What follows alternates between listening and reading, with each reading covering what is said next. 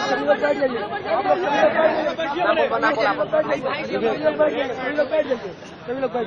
लोग सभी लोग बैठ जाइए। साथियों, जैसा कि आप लोगों को मालूम है, हैदराबाद केंद्रीय विश्वविद्यालय में 5 दलित छात्रियों को मात्र इसलिए उन लोगों को विश्वविद्यालय से बर्खास्त कर दिया जाता है और सामाजिक बहिष्कार किया जाता है क्योंकि उन लोगों ने डॉक्टर अम्बेडकर स्टूडेंट नाम के एक एसोसिएशन को ज्वाइन किया था। उनकी गलती मात्र ये थी कि उन्होंने बाबा साहब के नाम के एक संगठन को ज्वाइन किया था और इस मामले को देखते हुए एबीपी के कार्यकर्ताओं को वहां कोई ये मामला रास नहीं आया कि बाबा साहब के नाम का एक संगठन एबीपी के टक्कर का संगठन कैसे हो जा रहा है। और बात टक्कर की नहीं थी, बाबा साहब के नाम का संगठन एबीपी को वहां पे राज देने का काम कर रहा था। ये बातें वहां के एबीपी के कार्यकर्ताओं को रास नहीं आई। ये बातें जब उनको रास नहीं आई, उन लोगों ने वहां पे आरएसएस के लोगों से मिलकर के, भाजपा के कद्दावर नेताओं से मिलकर के, जैसे बंडारू दत्तात्रेय और बंडारू दत्तात्रेय से मिलकर के स्मृति ईरानी तक इस बात को पहुंचाई जाती है और स्मृति ईरानी अनपढ़ गंवार अपने पद के गरिमा का गलत इस्तेमाल करते हुए 5 दलित छात्रों को सामाजिक बहिष्कार करने के लिए आदेश करती है।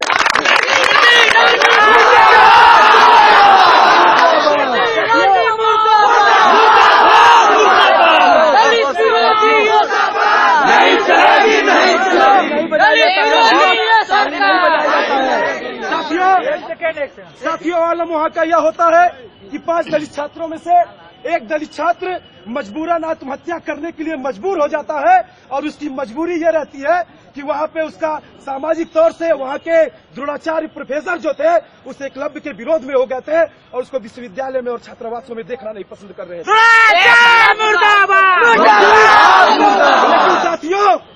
लेकिन साथियों, उस एकलव्य रोहित वेमुला के खून के छींटे आज भी हमारे बदन पे है और ये तब तक नहीं धुलेंगे जब तक वहाँ पे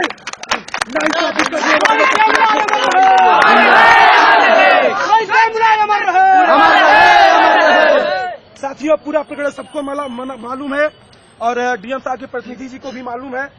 तो इस पूरे मामले को देखते हुए हमारी समिति ने, डॉक्टर अम्बेडकर छात्र युवा चेतना समिति ने 5 बिंदुओं पे मांग की हुई है। पहली चीज कि चूंकि रोहित वेमुला की मौत भ्रष्ट व्यवस्था से लड़ते लड़ते हुई थी, इसलिए उन्हें शहीद घोषित किया जाए। मैंने परसों संबित पात्रा का स्टेटमेंट एक सुना। संबित पात्रा ने कहा कि वो देशद्रोही था और वो कायर था। अरे वो कायर था तो चंद्रशेखर आजाद चंद्रशेखर आजाद भी भ्रष्ट व्यवस्था अंग्रेजों से लड़ते लड़ते एक गोली का शिकार अपने आप को वो कर लिए। उन्होंने आत्महत्या कर लिया, आप उन्हें शहीद घोषित कर देते हैं और हमारे समाज का एक शहीद भाई जो अपनी आत्महत्या करता है उसे कायर का नाम देते हैं। ये कहाँ का इंसाफ है? तो पहली मांग हमारी है कि रोहित वेमुला को शहीद घोषित किया जाए। दूसरी मांग हमारी है उनके घर वालों को न्यूनतम राशि 1 करोड़ रुपए का मुआवजा दिया जाए। ये मुआवजा कोई बहुत बड़ी राशि नहीं है, लेकिन उसके लिए कुछ सरकार की तरफ से कुछ बनता है तो वो दिया जाए। तीसरी मांग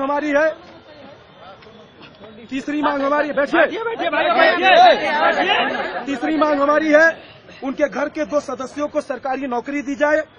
चौथा, पूरे मामले की जांच सीबीआई से कराई जाए और जब सीबीआई से पूरे मामले की जांच कराई जाएगी तो एबीपी आरएसएस भाजपा की कलई खुल करके हम लोगों के और मीडिया के सामने आएगी, सच्चाई सबके सामने आ जाएगी।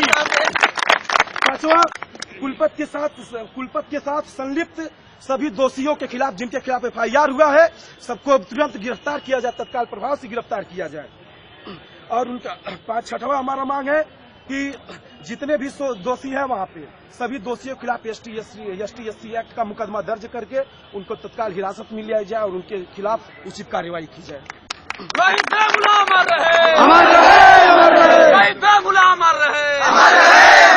बाबा साहब अमर रहे।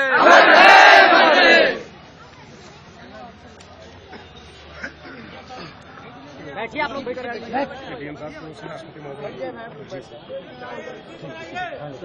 ज्ञापन नहीं